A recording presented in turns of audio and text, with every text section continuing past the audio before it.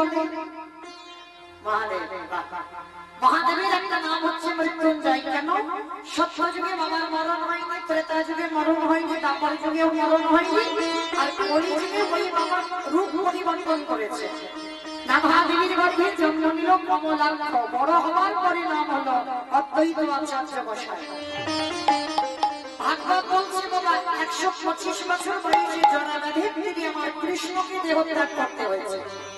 কিন্তু পরম বৈষ্ণব, ত্রিলোকের বড় বৈষ্ণব, আপনার আমার বিচারে নয়, ভগবানের বিচারে বাবা ত্রিলোকের বড় বৈষ্ণব।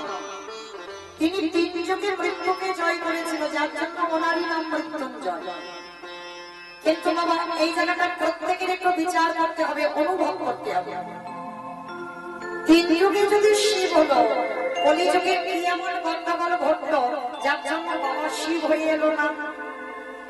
এই যে আমরা শিব ঠাকুরের এত আরাধনা করি, বাবা কিন্তু নিজ রূপ ধরে আসেনি, কলিকালে নিজ রূপ নয়, বাবা নিজের রূপ ধরে আসেনি, কিন্তু সত্যতা ব্যাপারেতে এসেছিল, কলিতে নয়। কেন নয়? আর সেই বাবা অদ্বৈত আচার্য হয়েছে কেন? তার একটা কারণ আছে বাবা, ছোট্ট একটা অপরাধ করে ফেলেছিল। অপরাধটা করেছিল কবে জানো? এই যুধিষ্ঠির রাজস্বই যজ্ঞে। এই জায়গাটা একটু মন মন দিয়ে আস্বাদন করতে পারে। এই মহাভারতে যুধিষ্ঠির মহারাজ করেছিল রাজস্বই যজ্ঞ। আপনাদের খুব শোনার প্রয়োজন, শোনার দরকার। তাহলে যুধিষ্ঠির মহারাজ করলো রাজস্বই যজ্ঞ। সেই যজ্ঞে বাবা ভগবান কৃষ্ণ সবাইকে দায়িত্ব দিয়েছিল। আর যুধিষ্ঠির দাদা বলেছিল, কৃষ্ণ কৃষ্ণ তুমি তো সবাইকে দায়িত্ব দিচ্ছ, তুমি নিজে কোনো দায়িত্ব নেবে না। ভগবান আমার একটু মুচিয়ে এসে বলেছিল, দাদা আমি সবাইকে কাজ দিয়েছি, দায়িত্ব দিয়েছি, আমিও নিয়েছি 2টো কাজ। সে কি? সবাইকে তুমি একটা করে কাজ দিয়েছ, আর তুমি তোমার বেলা 2টো কাজ।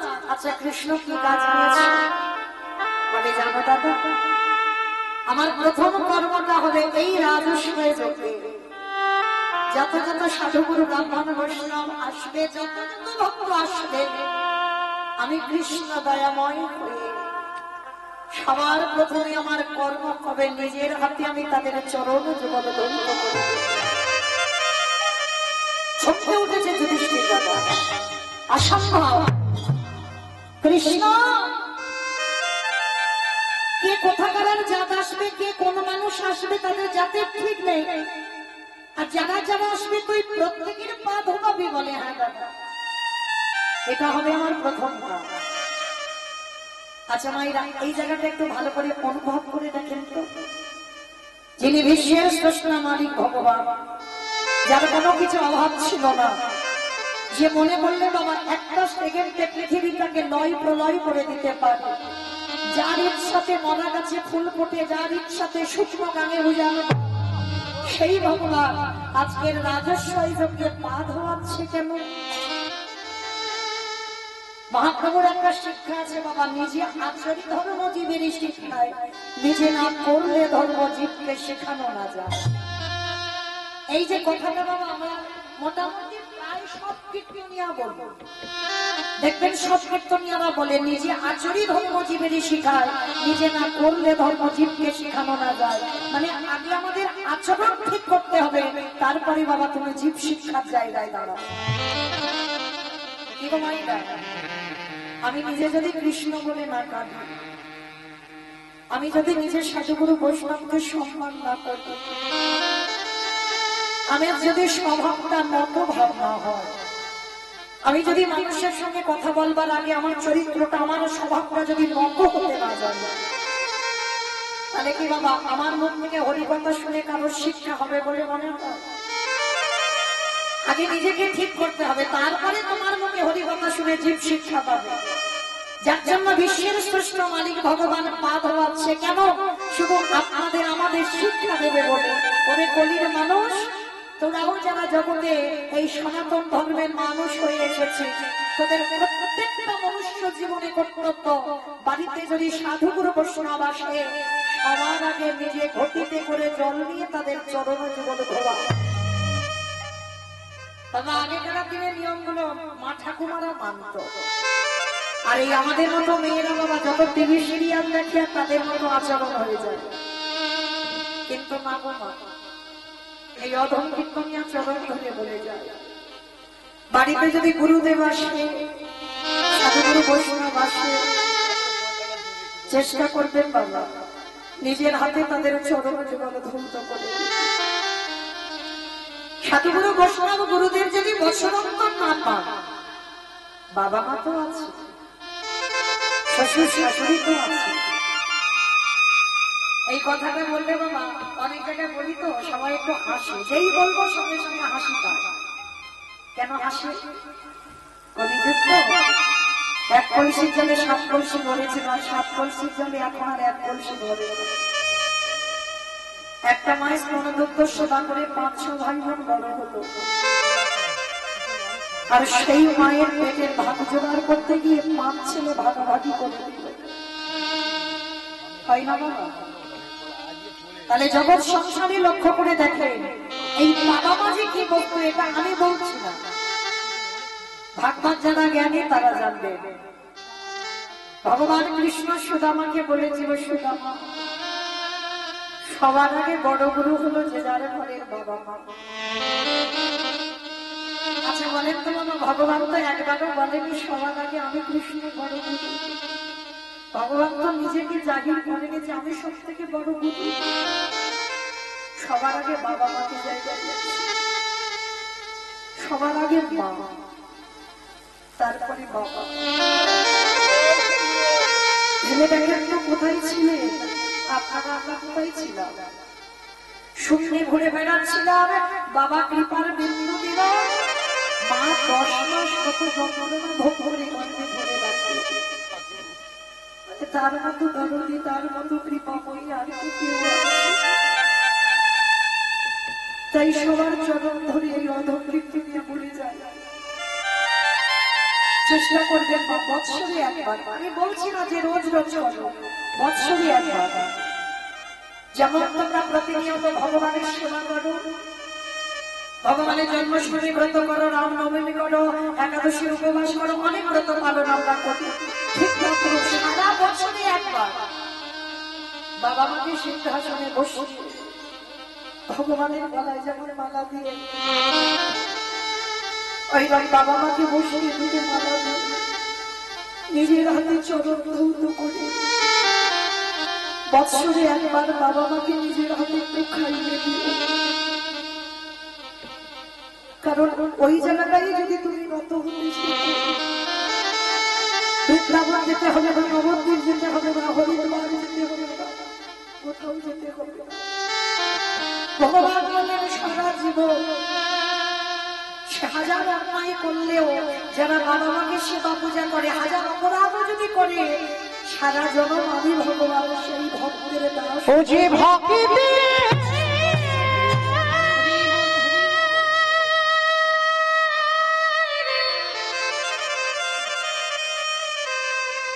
ও যে ভক্তি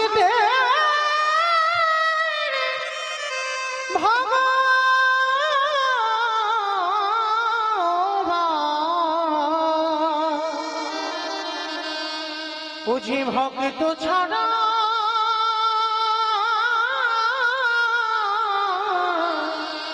কিছু জানি না, তাই তো যুগে যুগে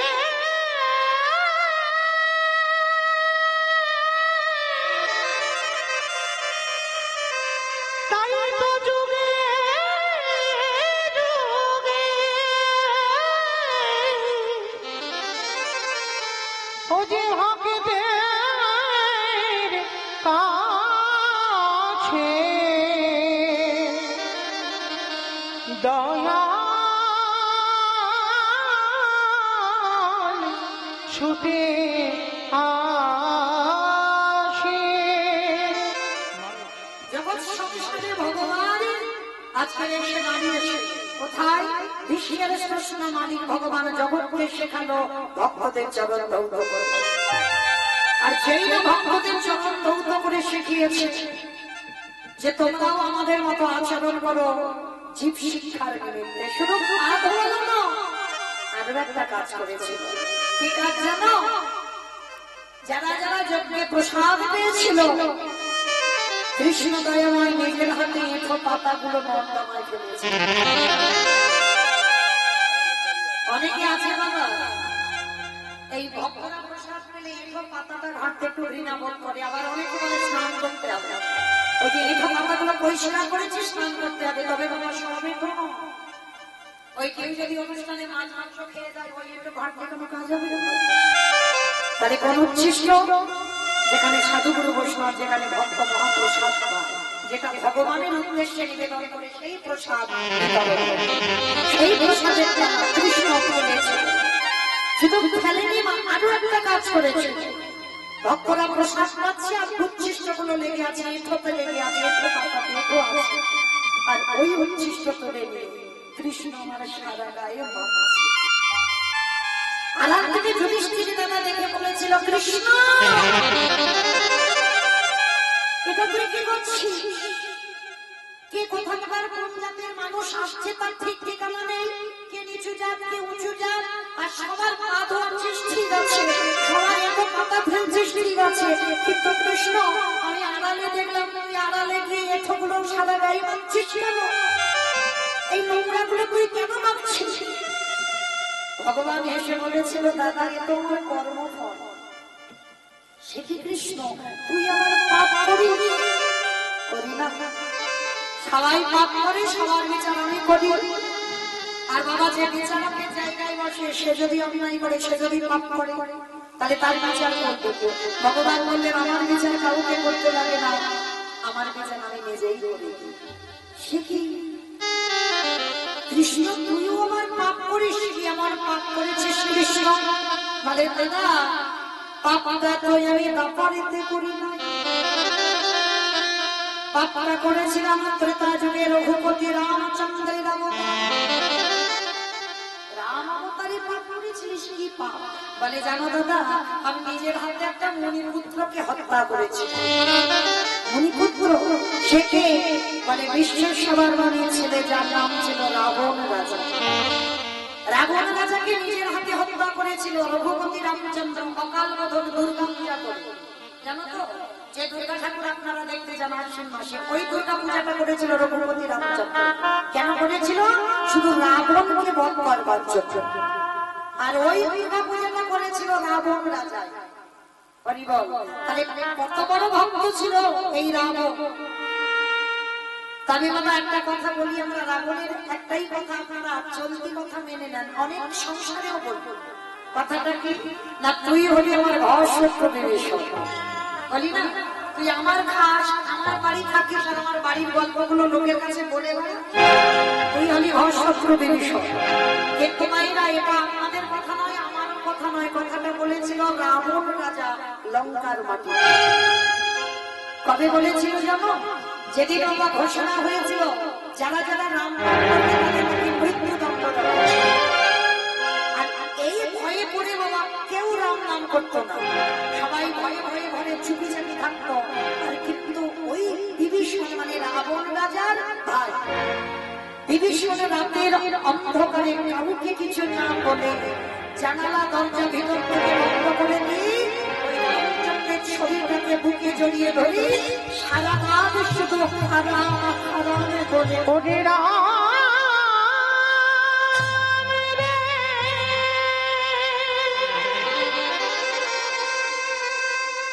একেবারে দেখা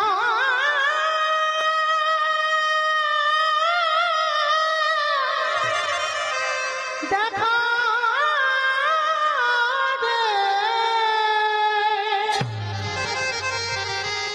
ওরে তুই নাকি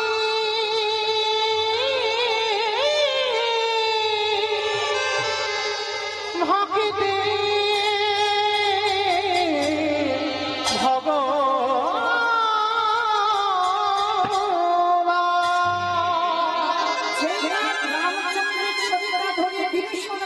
রাবণের কানে খবরটা চলে গেল। রাবণ রাজা রাগান্বিত হয়ে বলে, এত বড় সুদাকা আমার ভাই হয়ে সে কি আমার শত্রুর নাম করে? দেখাচ্ছি মজা ওর দ্বারা। রাতের অন্ধকারে ছুটে গেল, আর ছুটে গিয়ে বাবা যেই না দরজাটা খুলেছে করেছে সজনে গিয়ে একেবারে বিভীষণের বুকে লাথি।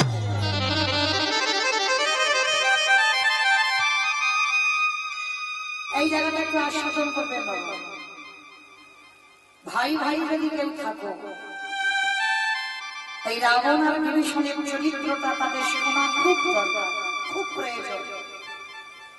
এগুলোই তো বাবা জীব শিক্ষা, এগুলো তো সমাজের শিক্ষা। এই যে গৌরমিতা এরা তো ভাই কীর্তনটা করছে, এ জগতে ভাই ভাই কেমন হই আমরা? ভাইয়ে ভাইয়ে লাঠালাঠি হয়, ভাইয়ে ভাইয়ে খুনোখুনি হয়, ভাইয়ে ভাইয়ে জায়গা জমিতে শিল পোতা হয় না? বেড়া দিয়ে দেওয়া হয়, এটা আপনার জায়গা, এটা আমার জায়গা, ভাই ভাই জায়গা ভাগাভাগি হচ্ছে।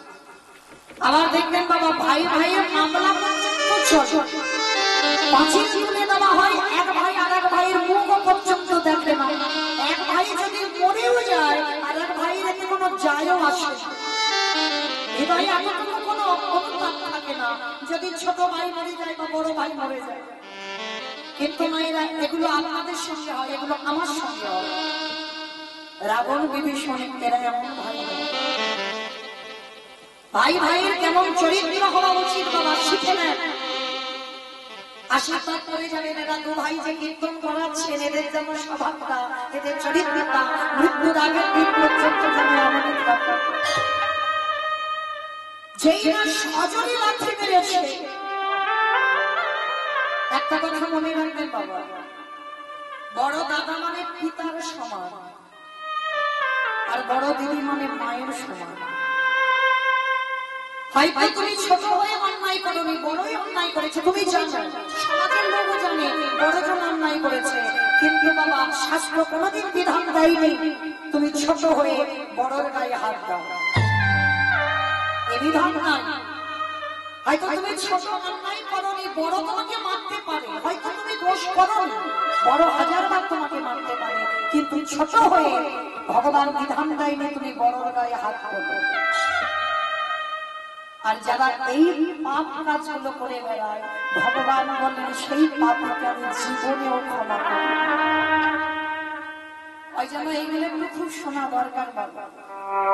তো আজকে যেই না রাবণ সজনে লাথি মেরেছে, ধুলাই পড়ে গেছে, আর যেই না ধুলাই পড়ে গেছে,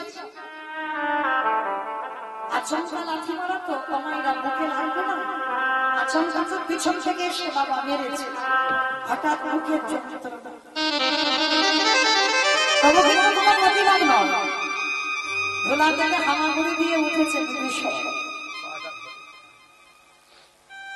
উঠে রাবণ রাজা দাঁড়িয়ে আছে, রাবণ রাজার দুটো চরণ বিভীষণ আগে বুকে জড়িয়ে ধরেছে।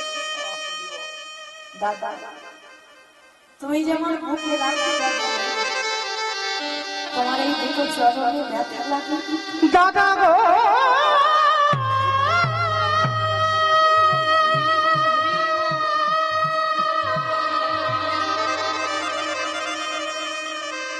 আমার এই কঠিন বুকে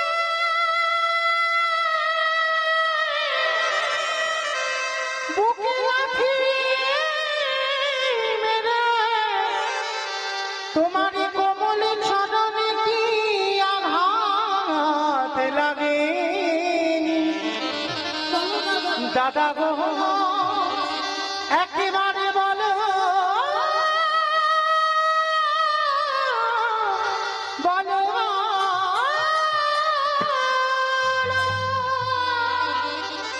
চরণ দুটো জড়িয়ে ধরে আছে, বলো না আমার বুকে লাথি মেরেছে, তোমার পায়ে ব্যথা করছে না তো? আবার লাথি মেরে ফেলে দিয়ে বললো দূর হয়ে যা ঘরশত্র বিভীষণ, আমার ভাবি আমার পড়বে, আমার শত্রুর নাম জপ করবে, এই রাতের অন্ধকারে আমার বাড়ি থেকে বেরিয়ে যাবে, কাল সকালবেলা উঠে যেন তোর মুখ আমার দেখতে না হয়। একটা লাথি মেরে ভাইকে বের করে দিয়েছে বাড়িতে। এগো মায়েরা, জগতে এমন ভাই আছে কেউ দেখাতে পারবে? এইরকম চরিত্রের ভাই ছিল রামায়ণে আমার ভরত ভাই, 14টা বছর রামের চরণ ধর্মজোড়া সেবা করেছে। কেন? এই যে আমরা ভাই ভাই ঝগড়া করি না, জায়গা জমি, ভরত বলেছিল দাদা যে জায়গাটা তোমার জায়গা ও জায়গাতে তুমি বুঝতে পারবে। রামচন্দ্র নেই বলে বনবাসে ছিল বলে রামচন্দ্রের খড়গরাশি দশমে রেখেছি। 14টা বছর খড়মের নিচে বসে রামচন্দ্রের খড়গরাশি যার জন্য তো আমার ভগবানের ঋণী হয়ে গেল। আর সেই ভরত সুদামা হয়ে গেল। যেদিন বালক হয়ে গেল 14 বছর খড়ম সেবা করলো বলে ভগবান সুদামার চরণ ধৌত করে চরণ ধোয়া জল এত সিস্টেম হয়ে আছে বাবা। কারণ ওদিকে রেখেছিল যেমন করে ভগবান সেই পাপটা খণ্ডন করেছে, ওই জন্য ভক্তের চরণ ধোয়া জল পান করেছে। তাহলে এদের বলে ভাই, আমরা পার্থিব জগতে এগুলো ভাই বোন নয়, আমরা কেউ ভাই বোন। ভাই ভাই যদি হবে তাদের চরিত্র তাদের স্বভাব এমন হওয়া উচিত। তা যেই না লাঠি মেরেছে বিভীষণ বলে উঠল ঠিক আছে বাবা চলে যাচ্ছে। শতবার ডাকলেও তোমার চরণে আমার নয়ন আর মিলবে না। যা যা যা যা যা সাপ খুলে কেউ নেই সে আমার বলে চলে যায়। আমি কোথায় ও ধীরে ধীরে আমার লঙ্কায় আসতে হবে। একটা লাঠি খেয়ে বেরিয়ে গেল ঘর থেকে রাত্রিবেলা। আচ্ছা বলো তো, মাঝে মাঝে আমাদের ছেলে মেয়েরা খুব অন্যায় করে না? হয়তো ছেলে মেয়ে বড় হয়ে গেছে এমন অন্যায় করলো বাবা মা চর্চা করে বসিয়ে দিল। আচ্ছা ছেলেকে মারবার পর বকবার পর আধা ঘন্টা করে কষ্ট হয় না? সত্যি করে বলবেন কষ্ট হয়? এই সন্তান এমন একটা জিনিস না, যে বাবা মা মারে সেই বাবা মা আধা ঘন্টা করে আমার আদর করবে। এই বাবা ছেলের সম্পর্কটা কেমন জানো? একটুখানি বলবো জানো, আজকের বাবাকে বলছে ছোট্ট একটা ছেলে, ও বাবা বাবা তুমি বাজারে যাচ্ছ তো আমার জন্য একটা পার্লেজি বিস্কুট এনে দিও। ছোট্ট ছেলে তো বায়না করেছে আমার জন্য একটা বিস্কুট এনে দিও। আর বাবা সমস্ত বাজার করে ছেলের জন্য একটা 5 টাকা দামের বিস্কুট এনেছে। ছেলেটার হাতে বিস্কুটটা দিয়েছে, তার ছেলেটার প্যাকেটটা ছেড়ে বিস্কুটটা দাঁড়িয়ে দাঁড়িয়ে খাচ্ছে। তার বাবা ছেলেটার কাছে গিয়ে বলছে এই বাবা খোকা একটা বিস্কুট দে না বাবা। তো ছোট্ট ছেলে তো ছেলে বলছে ও ঠাকুমা দেখো একটা বিস্কুটের প্যাকেট এনে দিয়েছে, আমার বাবা আমার কাছে বিস্কুট চাইছে আমি দেবো না। বাবা বারবার বলছে যে না বাবা একটা বিস্কুট। ছেলে জেদ ধরে বসে আছে আমি দেবো না দেবো না দেব। ভালো করে বুঝবেন বাবা এই জায়গাগুলো অনুভব করতে হবে। বাবা ছেলের জন্য 5 টাকা দামের বিস্কুট এনেছে, আর একটা 5 টাকা দামের বিস্কুট এনে কি বাবা খেতে পারত না? পারত তো। তাহলে বাবা ছেলের কাছে কেন চাইছে? শুধু চাইছে না, ওই প্যাকেট থেকে দিলে হবে না, ওই যে ছেলে একটা কামড় দিয়েছে ওই বিস্কুটটা দিতে হবে। কেন? ওই যে ছেলের থুতু লেগে আছে, ছেলের মুখে উঠে লেগে আছে, ওই ছেলের হাত থেকে বাবা ওই বিস্কুটটা খাবে। বাবার কি চোখে খিদের জন্য চাইছে না, বাবা ছেলের ভালোবাসাটা ঠিক থাকবে। সেই বাবা যখনই ছেলেকে কষ্ট দেয় আধা ঘন্টা পরে বাবা মাও কষ্ট পায়। তাহলে বাবা মা যদি কষ্ট পায় তাহলে রাবণ ভাইকে লাথি মেরে কষ্ট পাইনি? কষ্ট পাইনি? সারা রাত রাবণ ঘুমায়। কে বলে রাবণের চরিত্র ভালো নয়, রাবণ খারাপ লোক? শুধু লোকের বাইরেটা দেখলে হবে না, কোন কোন মানুষের দেখবেন বাইরেটা খুব কঠিন হয় কিন্তু ভিতরটা খুব ভালো। আবার দেখবেন কোন কোন মানুষের বাইরেটা দেখলে খুব শান্ত খুব ভালো কিন্তু ভিতরটা খুব কঠিন। এটা হয়। তো রাবণটা যে ছিল তেমন, বাইরেটা কঠিন ভিতরটা নরম। ভাইকে তাড়িয়ে দিয়ে সারা রাত রাবণ ঘুমাচ্ছে, শুধু মনের ভিতরে একটাই কথা পাচ্ছে না জানি ভাইটাকে লাথি মারলাম কোথায় না জানি গেল, ভোর হোক একবার দেখে আসে ভাইটাকে। কারণ রাবণ তো ভালো করে জানতো ও আমার লাঠিটা খেয়ে কত দূর যাবে। এই জায়গাটা ভালোভাবে শুনবে। তা ভোর হতে না হতে বাবা একেবারে রাবণটা গিয়ে দাঁড়িয়েছে কোথায়, যেখানেই বিভীষণ চলে গেছে, গিয়ে ডাকছে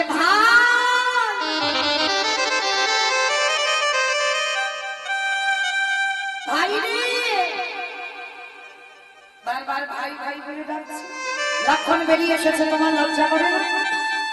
কালকে তুমি তোমার ভাইয়ের বুকে লাথি মেরে তাড়িয়ে দিয়েছো, আর আজকে তুমি তোমার ভাইয়ের পা ধরে ক্ষমা চাইছো? যাবে না তোমার ভাই? রাবণ দাদা এসে কোমরে হাত দিয়ে বলেছে, তুই কি মনে করেছিস কালকের ভাইয়ের বুকে লাথি মেরে আর আজকের পা ধরে ক্ষমা চাইছি? তাহলে এলে কেন? এসেছি একটাই, আমাকে দেখতে হবে না আমার যে ভাইকে লাঠিটা দিলাম ও লাঠিটা খেয়ে ঠিক ও যে লাঠিটা খেলো, লাঠিটা খেয়ে ঠিক জায়গায় এলো কিনা আমায় দেখতে হবে না? সে বলছে রাবণ, এইরকম ভাইকে কেউ লাঠি মানে একটা কথা বলবি না। এই জগতে প্রত্যেকটা ভক্ত শুধু বলে আমার ভাইকে লাঠি মেরেছি, লাঠি মেরেছি, লাঠি মেরেছি। না, ওটা লাঠি নয়, ওটা জগতে কোনো সাধারণ লাঠি নয়, ওটা ছিল ওই রামের লাঠি। ওরে রাম রে, আমি যদি আমার ভাইকে লাঠিটা না দিতাম, আমার ভাইকে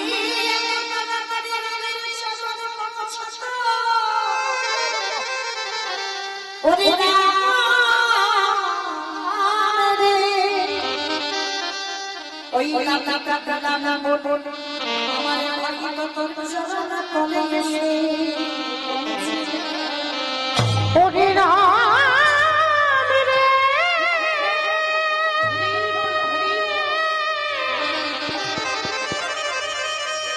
আমি যদি আমার ভাইয়ের বুকে যদি না লাঠি মারিতাম, তবে কি এত তাড়াতাড়ি আমার ভাই তোর চরণে আসিতে পারিতাম?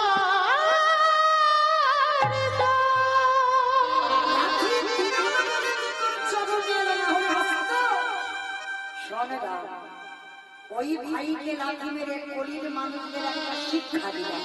কি শিক্ষা? ওরে কলির জ্ঞান তোদের সবাইকে একদিন লাঠি ছাঁটা খেতে হবে। এই জায়গাটা আমার ভালো করে শুনবেন, প্রত্যেককে লাঠি খেতে হবে। কিরকম? আজ আমাদের চরণ দুটো চলতে পারছে, তো হাত ধরে রোজগার করে সংসারে দিতে পারছ, তুমি চোখে দেখতে পাও, কানে শুনতে পাও, এই মতনের নাম বলতে পারো, তোমার কষ্টাই প্রিয় চলছে, এই সংসারে তোমার কদর ভালোবাসছে, কিন্তু যেদিন তুমি ভালো করে বাঁচতে পারবে না, যেদিন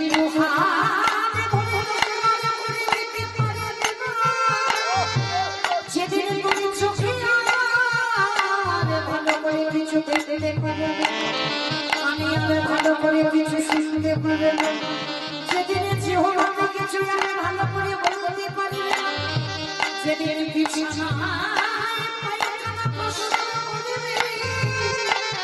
এই সমস্যা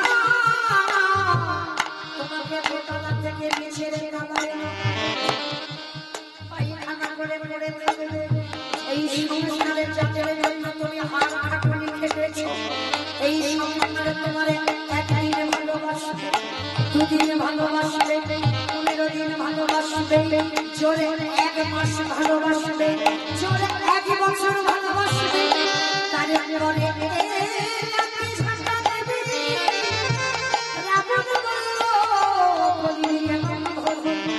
শিশুকালে কৃষ্ণ ভজে কৃষ্ণ বাবার যৌবনকালে কৃষ্ণ ভজে আসমান আসে, বৃদ্ধকালে কৃষ্ণ ভজে যৌবন আসে,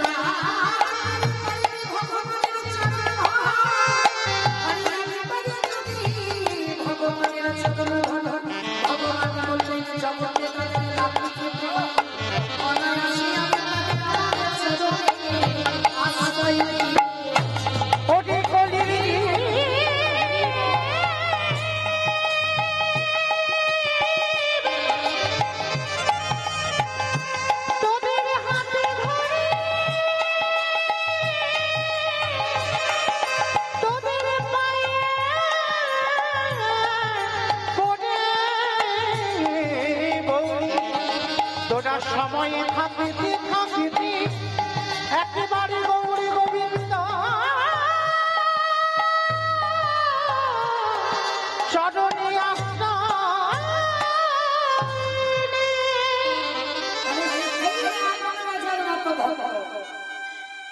তাকে মেরেছিল রঘুপতি রামচন্দ্র, মেরে সর্বশরীর তার পাপি হল। আবার সেই পাপটা ধরছে বলে ফিরে আসেন সেখান থেকে গিয়েছিলাম যুধিষ্ঠির রাজেশ্বরী যজ্ঞে। মানে রাম অবতারে পাপ করলো আর খণ্ডন করছে কৃষ্ণ অবতারে যুধিষ্ঠির যজ্ঞ। আচ্ছা তাই না, পা ধোয়াতে গেলে কি করে ধোয়াবে? হাত পা বেঁধে পুকুরে পাত্রে জল নিতে হবে, ঘটি নিতে হবে, আর যার পা ধোবাবো বাবা তার কাছে আমার মাথাটাকে নিচু করতে হবে। বিশ্বের স্রষ্টা মালিক ভগবান আজকের পা ধোবাবে বলে যজ্ঞের দরজায় দাঁড়িয়েছে। অগ্নিদেব, পবনদেব, বরুণদেব, ইন্দ্র, ইন্দ্রাণী, ব্রহ্মা, সাবিত্রী, শিব, দুর্গা সব পদ দাঁড়িয়ে আছে। এমন সময় জগৎ জননী মা বাবা ভোলানাথকে ডাকছে, কামনা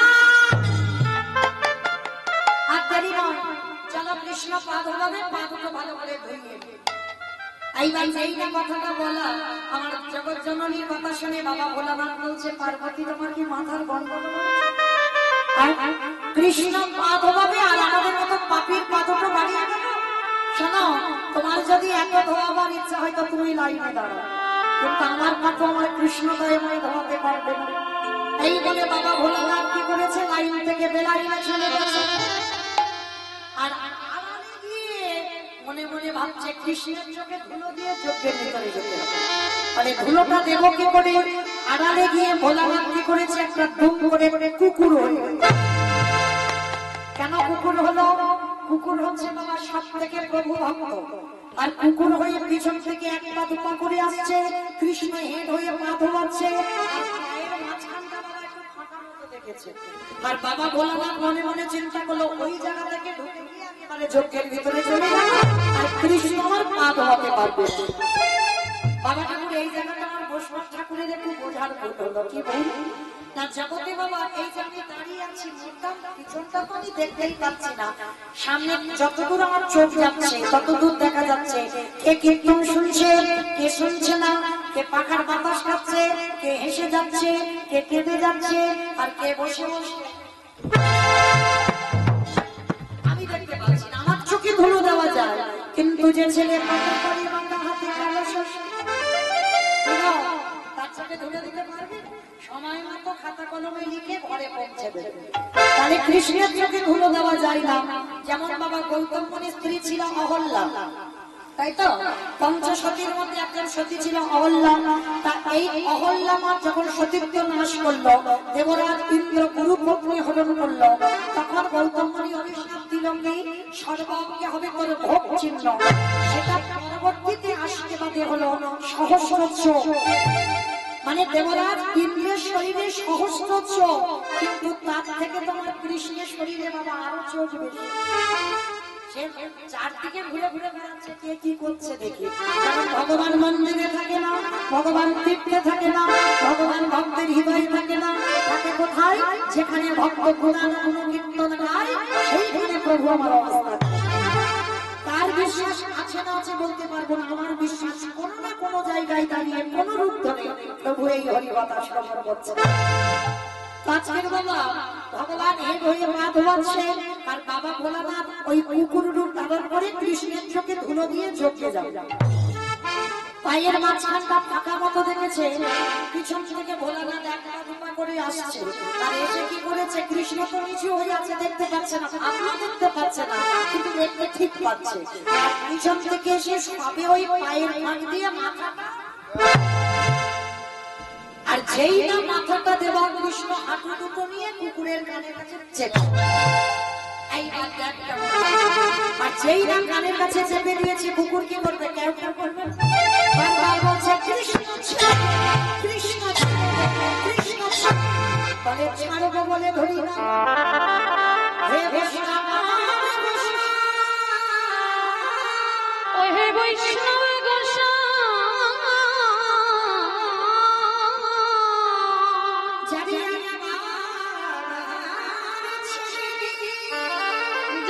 একেবারে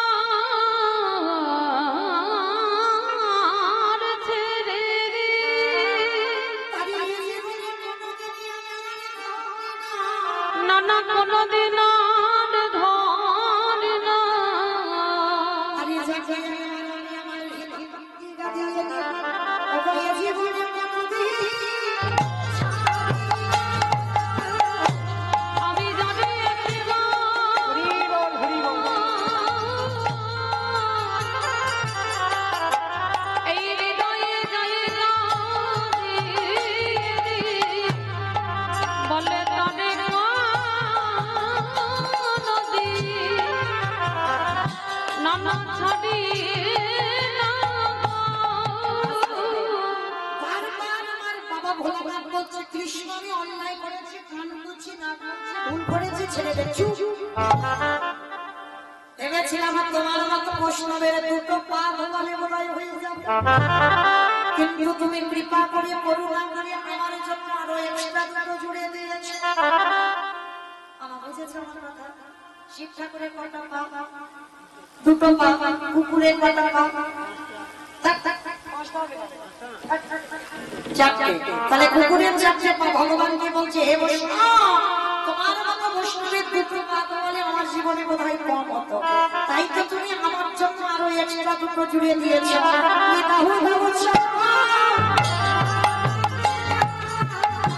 আমি ভক্ত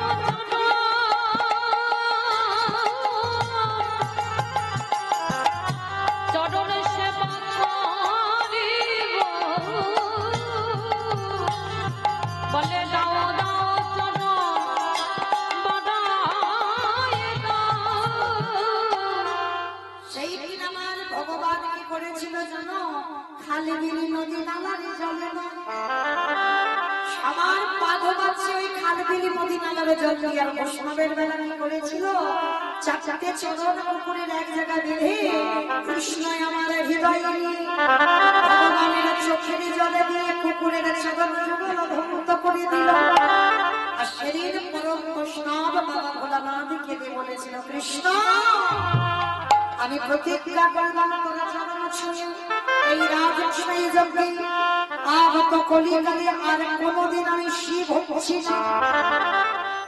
কি বাবা প্রশ্নটা যেখানে করেছিলাম সেখানে আবার ফিরে এলাম। আমার প্রশ্নটা কি ছিল? সত্যতে শিব, ত্রেতাতে শিব, তারপরে শিব, কলিতে শিব নয়। তাহলে কেন নয়? কেন কথা জানতে গিয়ে বাবা একটু রামায়ণ মহাভারতে গেলাম, কেমন? তাহলে সেদিন রাজশাহী যজ্ঞে বাবা ভোলানাথ প্রতিজ্ঞা করল, কৃষ্ণ আমি কথা দিলাম কলিকালে আমি শিব নয়, আমার অদ্বৈত আচার্য গোসাই তুই আমার কৃষ্ণ নয়, তুই হবি নদীনার নিমাইছা। নদিয়ার নিমাইছা। আমি 12 বৎসর তুলসী ভাসিয়ে তোকে আহ্বান করবো, পৃথিবীতে কারোর ডাকে নয় আমার ডাকে তোকে ব্রজযোগী এই নদিয়ায় নামতে হবে। আমি যেদিন তুই নদিয়ায় নামি আমি শান্তিপুর থেকে নদিয়ায় যাব, তোর থেকে 52 বছরের বড় হব। এই পৃথিবীতে কারোর ডাকে নয় 12 বছর তুলসী ভাসিয়ে তোকে ডাকবো নদিয়ায়। এই রাজস্বই যজ্ঞে যেমন কুকুরের চরণ তুই তোর চোখের জলে ধৌত করবি, আমি যেমন তোর চরণে বিধি হয়ে গেলাম। এই আমি কলিকালে শেষ করব, যেদিন অদ্বৈত হব, যেদিন তুই নিমাই পণ্ডিত হবি। আমি করেছি যেদিন নদিয়াতে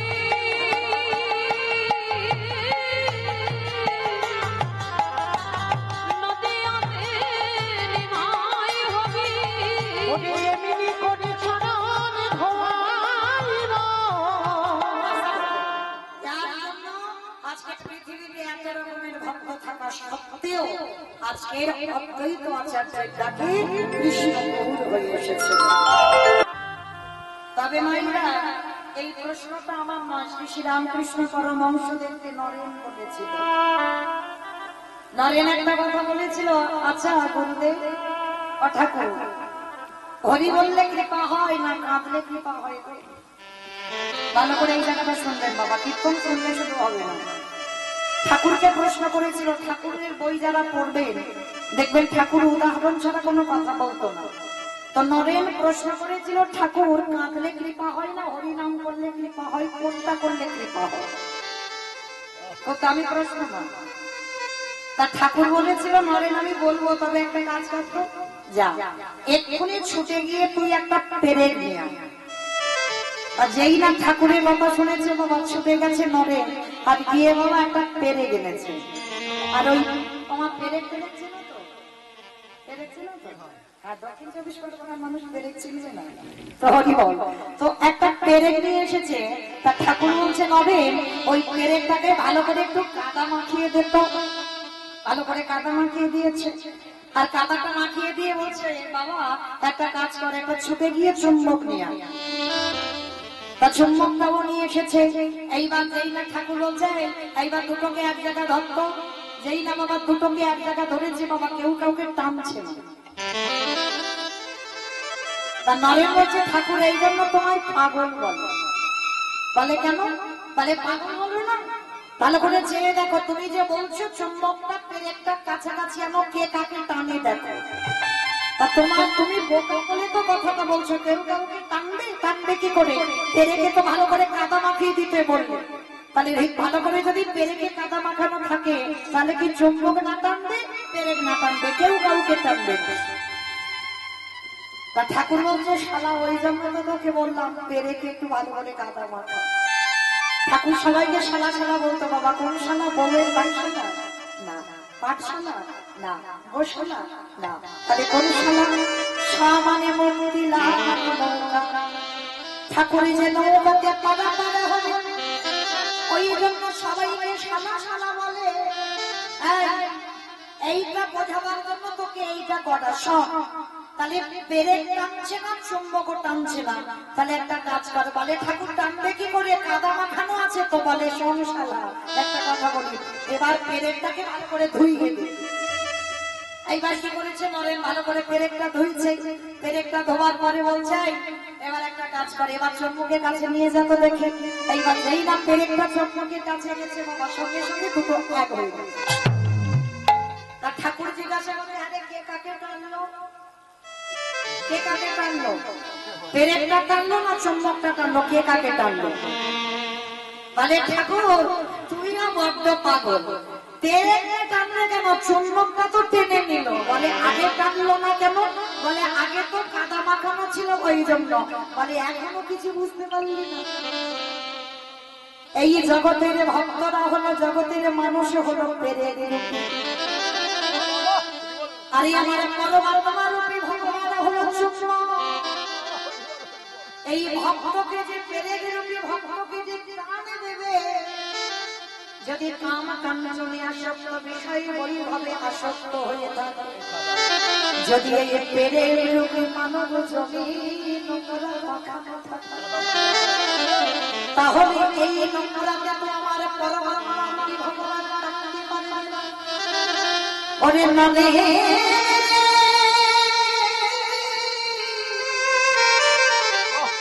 যতদিন ওই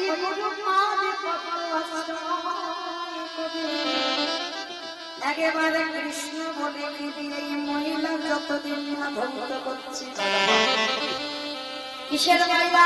কাম কাঞ্চনে আসক্ত, বিষয় বিষয়ে আসক্ত। ছেলে আমার, মেয়ে আমার, জায়গায় আমার, জমি আমার, বৈভব এগুলো মহিলা। এই মহিলা যতদিন মানব রূপী পেরেকের শরীরে থাকবে, আমার পরমাত্মা রূপী চোখ টানতে পারবে না। তাহলে টানবে কখন? যদি কৃষ্ণ বলে চোখের জলে মহিলাগুলো ধুতে পারো, তাহলে পরমাত্মা রূপী চোখ রূপী ভগবান তোমাকে টেনে কাছে নেবে। এইবার বুঝলি, কাঁদলে কৃপা হয় না, হরি বললে কৃপা হয়। হরি তো বলবি, কিন্তু বলার আগে তোকে কৃষ্ণ বলে নয়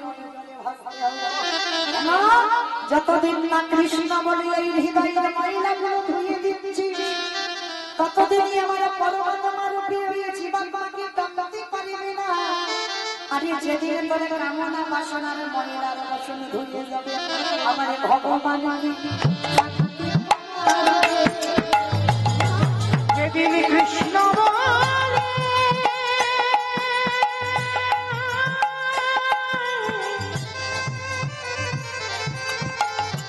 যেদিন কৃষ্ণ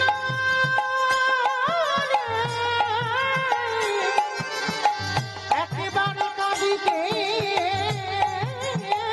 পারবে, আমার ভগবান কি থাকিতে পারবে? তাহলে মাইনা চলেন প্রত্যেকের আমাদের গুরুচরণ আশ্রয় করে হৃদয় পরিষ্কার করে চোখের জলে আমাদের ময়লাটাকে ধুতে হবে, তবে আমাদের গৌর গোবিন্দের কৃপা হবে। তো চলেন আজকে আমরা সবাই মাইরা একটুখানির জন্য যাবো সিধাম নদিয়া নবদ্বীপ ধাম। কি মাইরা সবাই যাবেন তো? সবাই যাবেন? তা সবাই যদি চলে যায় কীর্তন হবে কাকে নিয়ে?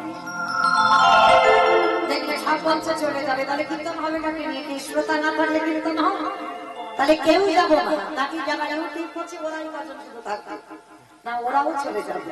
তাহলে কেউ যাবো না, কারণ এই রাত্রিবেলা বাবা যদি এক্ষুনি নবদ্বীপ যেতে চাও তোমার স্বামীর অর্ডার নিতে হবে, ছেলে বৌমার অর্ডার নিতে হবে, তারপরে তুমি যেতে পারবে। কিন্তু একজনকে কোনো কৈফিয়ত দিতে হবে না, অর্ডারও নিতে হবে না, সেকে মন মন হচ্ছে সাধু। তাহলে চলেন থাক দেহগুলো সব স্বামীর ঘরে, দেহগুলো ছেলেগুলো মানুষ করুক, ওই গরুর গোয়াল পরিষ্কার করুক, থালা বাসন মাজুক, আর ঘর দাবা পরিষ্কার করুক, আর আমাদের মনগুলো নিয়ে যাই সুরধনী গঙ্গার তীরে। আর সুরধনী গঙ্গার তীরে গিয়ে দেখবো সত্যতে যিনি নারায়ণ, ত্রেতাতে রামচন্দ্র, দাপরে কৃষ্ণ, কলিতে হলেন শ্রীকৃষ্ণ চৈতন্য।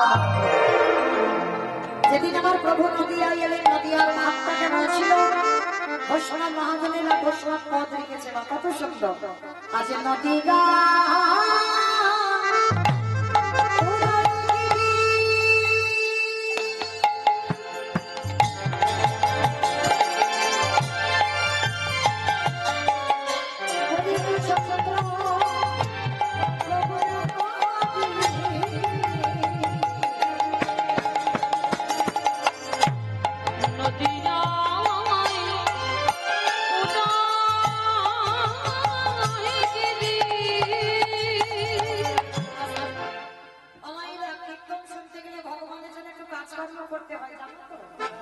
শঙ্করধ্বনি, উলুধ্বনি, আর যাদের যাদের হাত এসেছে, যাদের নাম বলবো, হাত আছে তো, যাদের আছে কই একবার দেখান। নিতাই গৌর কৃষ্ণ প্রাণ, হরি বল, হরি বল। তার মানে সবার হাত আছে, কই এবার একটু উলুধ্বনি দাও। আজ নদিয়া